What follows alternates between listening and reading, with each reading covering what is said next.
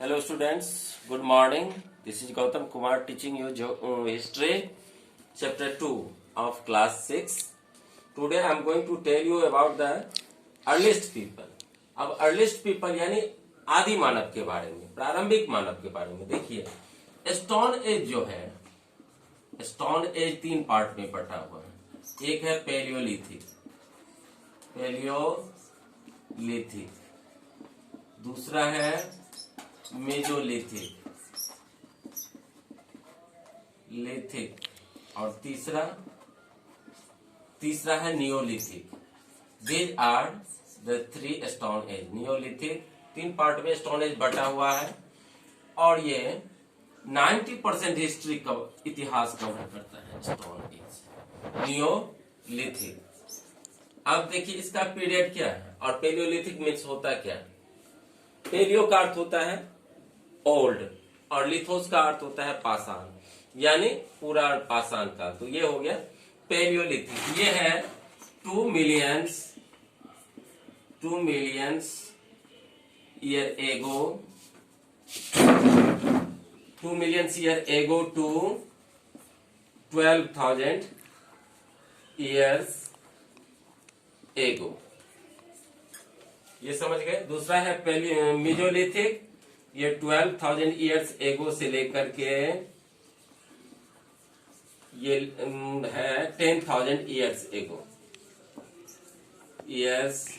एगो। समझ रहे हैं। और तीसरा नियोलिथिक, ये है नव पाषाण का जिसे कहते हैं। ये 10,000 ईयर्स एगो के बाद से ये शुरू होता है। तो these are the 3 stone age, paleolithic, mesolithic, neolithic. इसका मैंने काल नोट किया। इस चैप्टर को मैं 3 पार्ट में आप लोगों के सामने पेश करूंगा। Video 3 part. तो ये फर्स्ट पार्ट है 10-10 मिनट का, 30 मिनट का ये चैप्टर पूरा कंप्लीट हो जाएगा। अब चलते हैं हम अर्लीस्ट पीपल के बारे में। तो देखिए अर्लीस्ट पीपल जो होता था,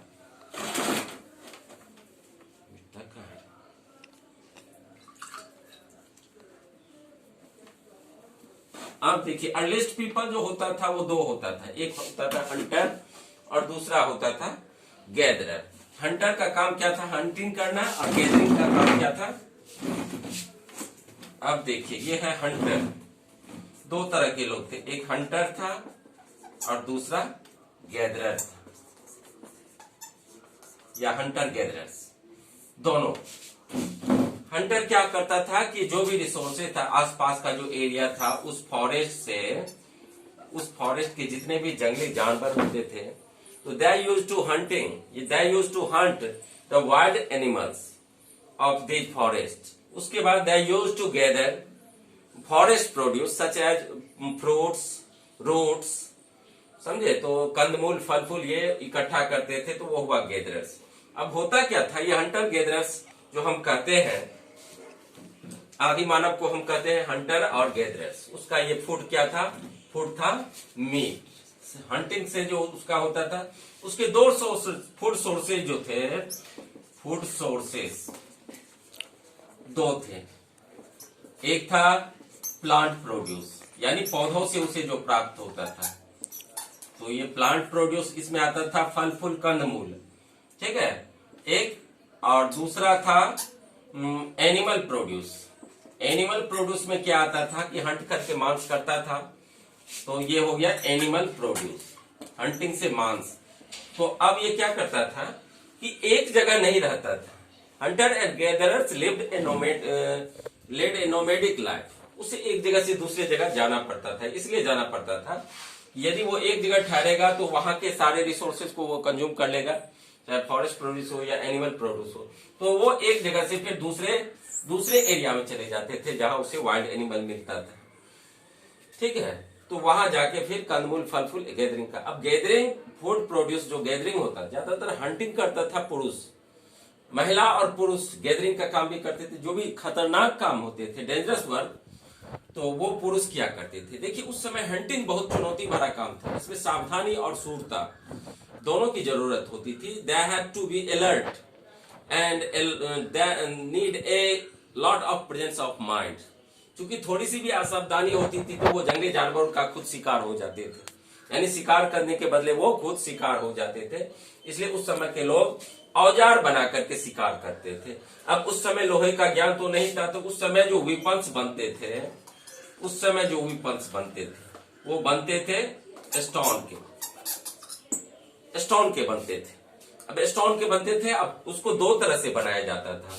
जैसे एक स्टोन रख दिया, ठीक है, और दूसरे स्टोन सॉलिड सरफेस पर एक स्टोन रख दिया और दूसरे स्टोन से हाथ से उस पर प्रहार किया जाता था, उस पर चोट किया जाता था, फिर वो टूटता था, नुकीला होता था, फिर उसको घिस दिया जाता था तो वो शार्प हो जाता था और फिर शिकार करने के लिए उसका यूज होता था। तो ये उस समय के जो भी वेपन्स बने होते थे वो स्टोन्स के बने होते थे। और लोग उस समय इस टाइम में यानी स्टोन एज में लोग वहां रहना पसंद करते थे जहां वाटर हो और जहां गुड क्वालिटी का स्टोन हो।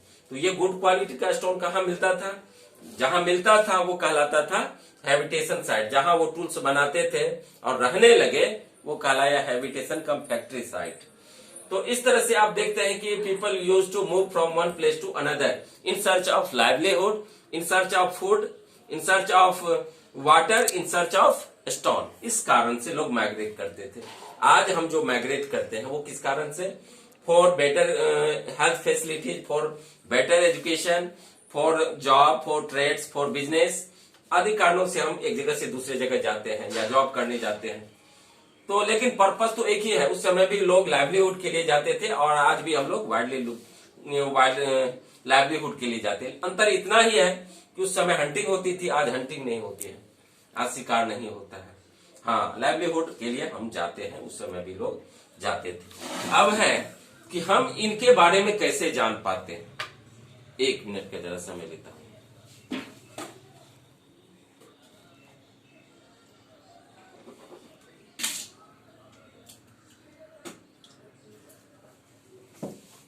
अब इसके बारे में हम लोग जानते कैसे हैं? हंटर गैदरर्स या जो भी देखिए उस टाइम का जो लाइफ था उसके बारे में हम जानते हैं 3 सोर्सेस से। ये सोर्सेस हैं, देखिए मैन्युस्क्रिप्ट्स यहां दिखाई दे रहा है। दूसरा था इंस्क्रिप्शन और तीसरा आर्कियोलॉजी। ये तीन विधि। अब मैन्युस्क्रिप्ट क्या है, इंस्क्रिप्शन क्या है? देखिए मैन्युस्क्रिप्ट जो होता था उस समय कागज नहीं थे, उस समय स्टोन थे, उस समय वृक्ष के छाल पर लिखे जाते थे या भोजपत्र पर लिखे जाते थे। तो अब फिर उसको लपेट करके रख लिया जाता था। तो वृक्ष के छाल को उस पर जो कुछ भी लिखा जाता था वो कहलाता था manuscript. Manuscripts were hand written contents. Manuscript जो था वो हाथ से लिखा हुआ था। उसमें इंस्क्रिप्शन क्या था? ये पत्थर पर लिखे जाते थे, पत्थर पे या जो भी सॉलिड सरफेस जैसे कॉपर हुआ उस पर लिखे जाते थे। तो स्टोन या कॉपर पर इंस्क्रिप्शन का क्या अर्थ होता है? अभिलेख हुआ ये। देखिए शिलालेख क्या होता है? शिला का अर्थ होता है पत्थर और उस पर जो लिखा जाता था वो पत्थर। आप इस चैप्टर में देखेंगे स्टोन तरह तरह के दिए हुए हैं, ठीक है, पेज नंबर 13 में और पेज नंबर 14 में दिया हुआ है। उसके बाद पेंटिंग दिया हुआ है।